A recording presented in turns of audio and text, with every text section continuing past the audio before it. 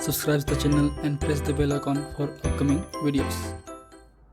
Hello friends, welcome to my channel Pharmacology Concepts by Rajesh Chaudhary, and in this video I will discuss about the physico-chemical properties in relation to the biological action.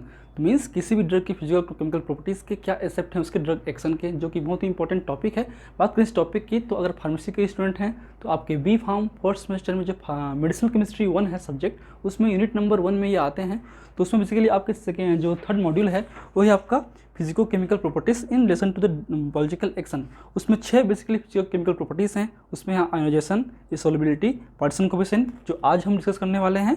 उसके अलावा आपके hydrogen bonding, protein binding या chelation जो कि हम next class में discuss करेंगे, ये आपके फिजिको केमिकल प्रॉपर्टीज़। उसके अलावा आपका stereo isomerism except drug action भी होते हैं, जिसमें आपके बायो आइसोस्टेरिज्म है, ऑप्टिकल एंड ज्योमेट्रिकल आइसोमेरिज्म है। तो इन प्रॉपर्टीज़ से क्या उनके ड्रग एक्शंस में चेंज होते हैं उसके बारे में हम पढ़ने वाले हैं। So if you want to watch my previous videos regarding the medicinal chemistry, organic chemistry और pharmacology, you can check the description box below or by using this link. So now let's discuss about the topic.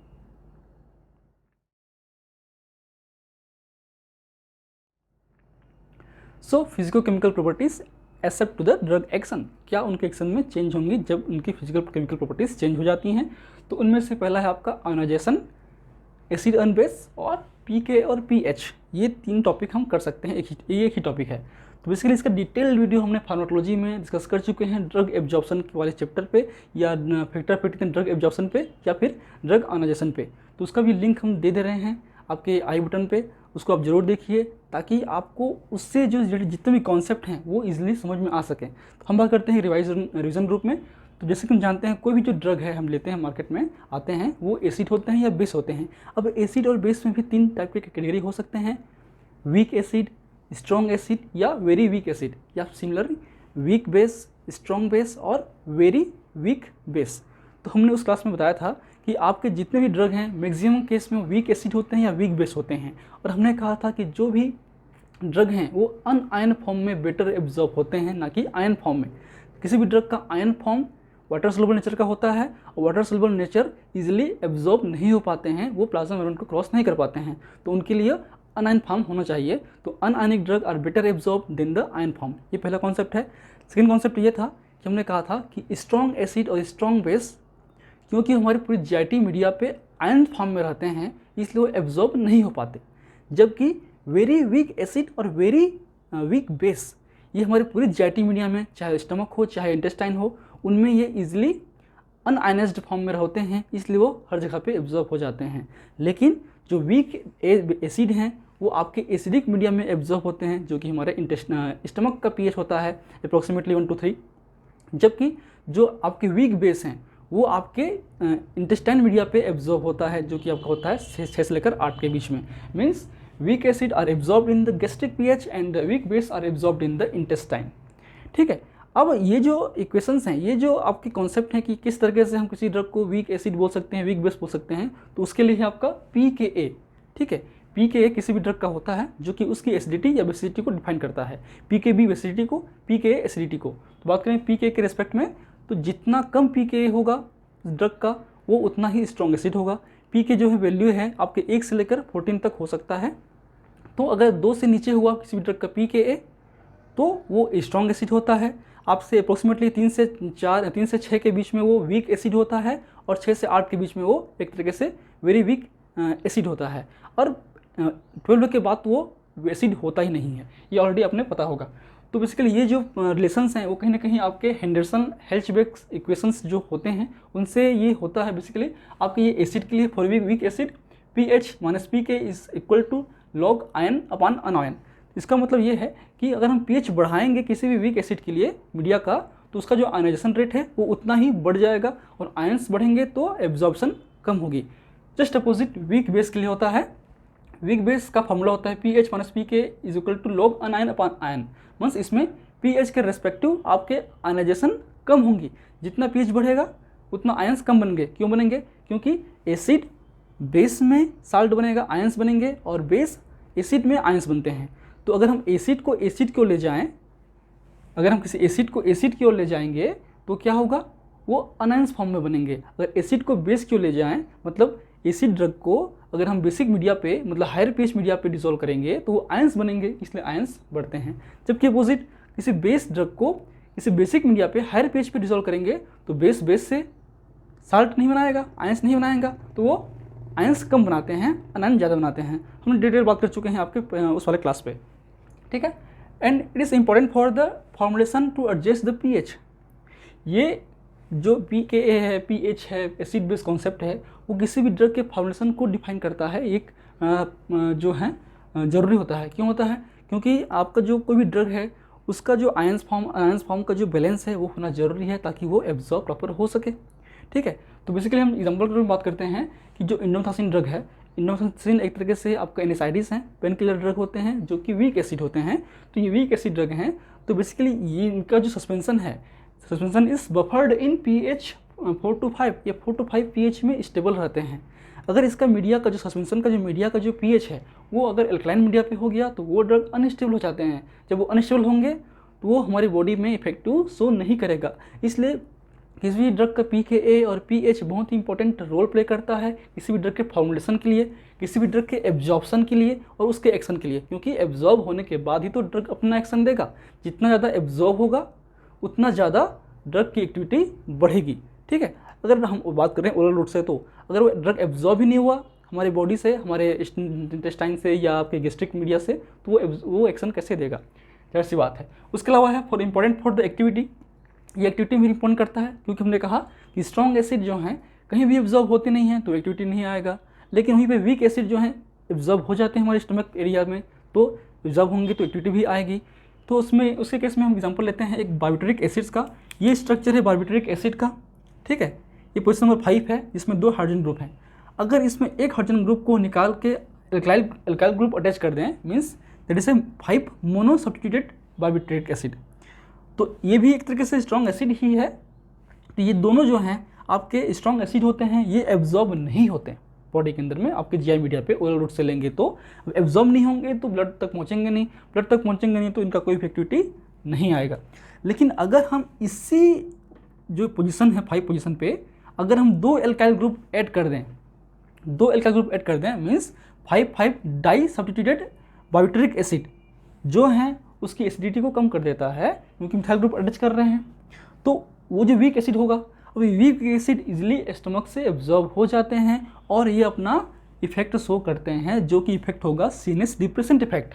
क्योंकि बात करें हम alkyl की तो हो सकता है कि इसमें आपके फिनोबार्बिटोन, पेंटोबार्बिटोन वगैरह हैं, अब आगे पढ़ोगे सीनस वाले क्लास में। तो आपके फिनोबार्बिटोन के केस में ये होगा आपका फिनाइल C6H5 और इथाइल ग्रुप C2H5। तो ये आपका है क्या है 5 इथाइल 5 फिनाइल बार्बिट्रिक एसिड, जो कि हाईली लिपिड सोलुबल ड्रग है। आप methyl group alkyl group attach करोगे, लॉन्ग चेन अटैच करोगे तो उसकी लिपिड सोलुबिलिटी भी बढ़ती है। तो ये हाईली लिपिड सोलुबल है, ये अब वीक एसिड हो गया और ये इजीली एब्जॉर्ब होगा हमारे स्टमक से और पहुंचेगा ब्लड तक। और ये इजीली, क्योंकि हाई लिपिड सोलुबल ड्रग है इसलिए इजीली ये ब्लड ब्रेन बैरियर को भी क्रॉस कर सकता है और ब्रेन पे जाके अपना सीनस डिप्रेशन इफेक्ट शो कर सकता है। तो ये इंपॉर्टेंट है किसी भी ड्रग की एसिडिटी को लेकर, बेस को लेकर, उसके pKa को लेकर, pH को लेकर या उसके एब्जॉर्प्शन को लेकर। ड्रग अनआयन फॉर्म में एब्जॉर्ब होते हैं, आप याद रखिए, ठीक। अब आते हैं नेक्स्ट आपका सोलुबिलिटी। सोलुबिलिटी बहुत इंपॉर्टेंट पैरामीटर्स हैं क्योंकि जाहिर सी बात है जब हम बात कर रहे हैं ओरल रूट की, जब हम ड्रग लेंगे ओरल रूट से तो हमारे उस मीडिया पे पहले उसका प्राइमरी रिक्वायरमेंट है कि वो डिज़ोल्व हो, वो सोल्यूशन फॉर्म में हो। अगर ड्रग क्लम फॉर्म में है तो कहीं जाहिर सी बात है वो कहीं ना कहीं पहुंचेगा नहीं, डिस्ट्रीब्यूट नहीं होगा, ना ही वो एब्जॉर्ब होगा। तो ड्रग का कंप्लीटली डिज़ोल्व होना बहुत ही ज़रूरी है आपके मीडिया पे, चाहे फॉर्मुलेशन पे हो चाहे जीआई मीडिया पे हो। तो in oral formulation drug must be dissolved in solution before going to absorb. Absorb होने से पहले उस ड्रग का डिजोल्यूशन होना जरूरी है। सेकेंड ये है कि लिपिड सोलुबिलिटी भी ड्रग की होनी चाहिए, क्योंकि आपके जब ड्रग डिजोल्व होने के बाद वो पहुंचेगा आपके सेल मेम्ब्रेन साइड पे। जो सेल मेम्ब्रेन है आपके किसी भी सेल्स का, टिश्यू का, तो वो बाइलेयर लिपिड होते हैं, तो लिपिड नेचर के होते हैं। तो उसके लिए लिपिड सोलुबिलिटी जरूरी है क्योंकि लिपिड सोलुबिलिटी ड्रग ही आपके इजीली डिफ्यूज हो सकते हैं, वाटर सोलुबल ड्रग डिफ्यूज नहीं होते हैं। इसलिए lipid solubility of the drug या lipid soluble drug has a greater absorption and has a greater activity. इसलिए लिपिड सोलुबिलिटी ड्रग जो हैं ईजिली एब्जॉर्ब हो जाते हैं और वो ईजिली बायोलॉजिकल एक्टिविटी अचीव कर लेते हैं, उनकी एक्टिविटी हाई होती है और वो आपके जो सीएनएस हैं या जितने भी बैरियर्स हैं उसको भी ईजिली क्रॉस कर सकता है। तो ये डिस्ट्रीब्यूशन में भी इंपॉर्टेंट है, ठीक है। हाईली लिपिड सोलुबल ड्रग का डिस्ट्रीब्यूशन अच्छे से होता है, वो ईजिली हर एक साइट पे क्रॉस कर सकता है। लेकिन वाटर सोलुबल ड्रग की बात करें तो वो उनके लिए कुछ ना कुछ स्पेसिफिक ट्रांसपोर्ट सिस्टम होते हैं, उस ट्रांसपोर्ट सिस्टम के थ्रू ही वो एक तरीके से हमारे सेल्स के इंटर करते हैं। लेकिन अगर हम बात करें आईवी रूट से तो ज़रूरत नहीं पड़ता उतना क्रॉसिंग की, क्योंकि आपके जितने भी सेल सरफेस हैं, सेल सरफेस पे जो हैं आपके रिसेप्टर्स होते हैं, जीपीसीआर हो, एंजाइम लिंक्ड हो, आयन चैनल्स हो, ये कहीं ना कहीं आपके सेल सरफेस रिसेप्टर पे ही होते हैं, सेल मेम्ब्रेन पे ही होते हैं, तो क्रॉस करने की जरूरत नहीं पड़ती है। तो अनएज्ड फॉर्म में अगर हम आईवी रूट से देंगे, डायरेक्ट ब्लड में देंगे, तो ब्लड के थ्रू पूरे सेल्स में डिस्ट्रीब्यूट होगा और क्योंकि वो आयनिक फॉर्म में है वो ईजिली आपके सेल सरफेस में जो रिसेप्टर्स हैं उन जाके बाइंड अप कर सकता है। लेकिन सेल को क्रॉस करने के लिए, किसी बैरियर को क्रॉस करने के लिए उसकी लिपिड सोलुबिलिटी जरूरी होती है, ठीक है। अब जैसे कि बात करें हम लोग polar non ionic compounds like NH group, SH group, OH group और carbonyl group, they make hydrogen bond and make the with water and make the hydrated form and it easily get dissolution। तो जो आपके non polar non ionic compounds हैं जो कि NH group हैं, SH group हैं, OH group हैं, वो आपके एज बॉन्ड क्रिएट करते हैं हमारे वाटरी मीडिया पे, वाटर के साथ में, और वो हाइड्रेटेड फॉर्म में हो जाते हैं जो कि इजीली डिजोल्व हो सकता है। इजीली डिजोल्व हो गया तो उसका डिस्ट्रीब्यूशन भी अच्छे से होगा और एब्जॉर्प्शन भी हो सकता है, ठीक है। बात करें नॉन पोलर कंपाउंड्स की, they interact with the lipids by the hydrophobic bonds and get dispersed. तो जो आपके लिपिड नॉन पोलर कंपाउंड्स हैं वो आपके नॉन पोलर सॉल्वेंट्स में इजीली डिजोल्व होते हैं, ठीक है। पता ही होगा, आपको पता ही होगा कि जो पोलर ड्रग हैं वो पोलर सॉल्वेंट में डिजोल्व होते हैं, जबकि non polar drug non polar solvent में डिजोल्व होते हैं, ठीक है। तो ये आपके इजीली हाइड्रोफोबिक बॉन्ड क्रिएट करते हैं और ये लिपिड के थ्रू डिस्पर्स्ड हो सकते हैं, ठीक। अब बात कर रहे हैं हम सोलबिलिटी की, तो सोलबिलिटी को हम चेंज कर सकते हैं एक सिंपल डेरिवेटाइजेशन के थ्रू। मतलब कोई भी हम कोई केमिकल कंपाउंड्स हैं उसमें कुछ एडिशन हम ऐड कर दें, साल्ट फॉर्म कर दें, तो वो उसका जो सोलबिलिटी नेचर है वो बढ़ जाता है या चेंज हो जाता है। फॉर एग्जाम्पल की बात करें, फिनोबार्बिटॉन जो है एक लिपिड सोलबल ड्रग है, वो एक तरीके से वाटर इनसोलबल है।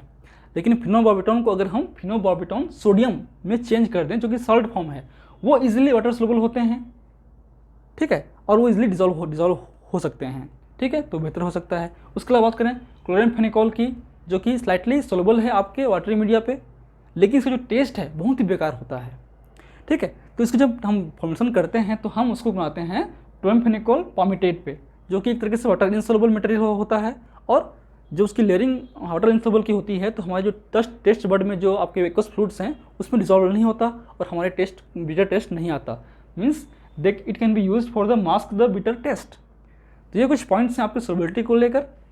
अब आते हैं पार्टीशन कोफिशिएंट, क्योंकि आपके सोलबिलिटी के केस में हमने पढ़ा था कि लिपिड सोलबिलिटी, वाटर सोलबिलिटी दोनों का होना जरूरी है थोड़ा बहुत, ठीक है। तो उसी के रिसर्च में निकाला गया है पार्टीशन कोफिशिएंट। तो पार्टीशन कोफिशिएंट एक तरीके से it is equilibrium constant of the drug which determine the concentration of the drug in lipid phase and the aqueous phase. तो पार्टीशन कोफिशिएंट एक तरीके से कांस्टेंट वैल्यू है किसी भी ड्रग का, जो कि डिटरमाइन करता है कि ड्रग आपके कितना कंसंट्रेशन में लिपिड फेज में है और कितना कंसंट्रेशन में वाटर फेज में है। Means it is a ratio of the drug concentration in lipid phase and the drug concentration in the water phase. क्योंकि हमने कहा कि लिपिड सोलबिलिटी किसी भी ड्रग का होना चाहिए ताकि वो एब्जॉर्ब हो सके, लेकिन प्राइमरी रिक्वायरमेंट है कि वो ड्रग इजीली आपके डिजोल्व हो, सॉल्यूशन मीडिया पे हो, ताकि वो हमारे सेल मेम्ब्रेन एरिया तक पहुंच सके। पहुंचने के बाद उस ड्रग का लिपिड सोलबिलिटी होना चाहिए। फॉर एग्जांपल की बात करें, फिनोबार्बिटॉन सोडियम वाटर सोलबल हैं, ये डिजोल्व हो जाएंगे, डिजोल्व होने के बाद ये जो सोडियम अलग हो जाएगा और फिनोबार्बिटॉन अलग हो जाएगा और बनेगा आपका फिनोबार्बिटॉन, जो कि वाटर सोलबल है। ये पहुंचेगा आपके कहाँ पे, मेम्ब्रेन साइड पे, जो कि लिपिड लेयर है। क्योंकि लिपिड सोलबल ड्रग है ये इजीली डिफ्यूज हो सकते हैं। मीन्स किसी भी ड्रग की अगर partition coefficient lipid upon water अधिक होगा, मतलब उसका जो डिफ्यूजन रेट है वो भी अधिक होगा। इसलिए लिपिड सोलबल ड्रग का डिफ्यूजन रेट हाई होता है, वो इजीली डिफ्यूज कर सकते हैं by the passive diffusion process, ठीक है। और किसको कैसे मेजर करते हैं, हमारे बायोलॉजिकल सिस्टम में तो मेजर करना पॉसिबल नहीं है, इसलिए हम इसको लेबोरेटरी में भी कर सकते हैं। तो हम लेते हैं दो मीडिया, एक है आपका वाटर सैचुरेटेड ऑक्टेनॉल और ऑक्टेनॉल सैचुरेटेड वाटर। तो एक तरीके से इसमें ऑक्टेनॉल है, इसमें वाटर भी है, क्योंकि थोड़ी बहुत तो उसमें आपके जो बायोलिपिड लेयर्स हैं उसमें एक्वस प्रॉपर्टी तो होगी। So it indicates the polar property of the lipid layer एक तरीके से। तो ऑक्टेनॉल एक तरह से लिपिड है और वाटर एक तरीके से एक्वस है। ये है आपका ऑक्टेनॉल सैचुरेटेड वाटर, मतलब हम वाटर में ऑक्टेनॉल को थोड़ा सा डिजोल्व करेंगे जब तक कि वो इनसोल्युबल ना हो सके। कुछ सोल्युबल होगा तो वहाँ तक हम करते हैं। तो वो जो मीडिया है वो इंडिकेट करता है आपके फिजियोलॉजिकल एक्वस कंपोनेंट को, जो कि इसके रिस्पेक्ट में होता है। अब हम क्या करते हैं, दोनों का फिक्स अमाउंट ले लिए 10 ml 10 ml। अब हम इसमें जो है हमारा ड्रग जो है, जिस ड्रग का हमको परसेंट कोफिशिएंट निकालना है, वो हम एक एक्यूरेट वेट करके उसको डाल देते हैं और डिज़ोल्व करते हैं, सेक करते हैं। तो सेक करने के बाद जो भी रिजल्ट आएगा, अब जाहिर सी बात है ड्रग की प्रॉपर्टी होगी लिपिड सोलबिलिटी, वाटर सोलबिलिटी। तो जो लिपिड सोलबिलिटी ड्रग है वो कहाँ पे होंगे, वो होंगे इस रीजन पे, ऑक्टेनॉल रीजन पे, और जो वाटर सोलबल ड्रग हैं होंगे इस रीजन पे। सपोज हमने फिनोबार्बिटॉन दिया, फिनोबार्बिटॉन जानते हैं लिपिड सोलबल ड्रग है, तो हमने इसमें देखेंगे कि जो फिनोबार्बिटॉन का जो ड्रग मॉलिक्यूल्स हैं वो आपके ठीक है इस एरिया पे हाई है, क्लियर है। तो जैसे कि हमने 10 mg डिजोल्व किया था, 10 mg में हो सकता है कि 9 mg आपके लिपिड फेज में है और आपके 1 mg आपके वाटर फेज में है, जस्ट एग्जांपल, ठीक है। तो क्या होगा 9:1, तो कितना होगा 9। तो 9 टाइम्स हायर जिसका जो डिजोल्यूशन है वो लिपिड मीडिया पे होगा, नॉन पोलर सॉल्वेंट पे होगा, ना कि सॉल्वेंट पे होगा। तो ये बहुत इंपॉर्टेंट फैक्टर्स हैं जिसके थ्रू हम ये डिटरमाइन कर सकते हैं कि कौन सा ड्रग इजीली डिफ्यूज हो सकता है, कौन सा ड्रग इजीली डिफ्यूज नहीं हो सकता। तो जिस भी ड्रग का partition coefficient lipid to water high है, मतलब वो लिपिड सोलबिलिटी हाई है, वो इजीली आपके सेल मेम्ब्रेन से क्रॉस कर सकता है, और सेल मेम्ब्रेन से क्रॉस करेगा मतलब उसका डिस्ट्रीब्यूशन भी अच्छा होगा और उसकी बायोलॉजिकल एक्शन भी, बायोलॉजिकल एक्टिविटी भी हाई होगी। इसी के बेस पे जो है आपके मोर टॉपिक्स में जनरल एस्थेटिक्स डिटरमाइन कर सकते हैं, या बायोट्रेट्स का जो हिमोटिक एक्टिविटी है, क्योंकि आपके हाई लिपिड सोलबल ड्रग हैं, हाई लिपिड सोलबल ड्रग हैं, इसलिए ये जल्दी सीनेस में पहुंच के अपना एक्शन शो कर सकते हैं। फिर बात करें हम डिसइंफेक्टेंट की, तो जो कि डिसइंफेक्शन है at the microbial cell membrane, क्योंकि वो इजिली आपके इस सेल मेम्ब्रेन तक क्रॉस कर सकता है और उसको डैमेज कर सकता है। तो ये इसके इंपॉर्टेंस हैं आपके आयोनाइजेशन, सोलबिलिटी और पार्टीशन कोफिशिएंट का। नेक्स्ट वीडियो में हम बात करेंगे हाइड्रोजन बाइंडिंग की, प्रोटीन बाइंडिंग की और चिलेशन का, क्या उनका बेसिक रोल है हमारे ड्रग एक्शन पे। फिर हम बात करेंगे stereoisomerism aspect of the drug action, ठीक है।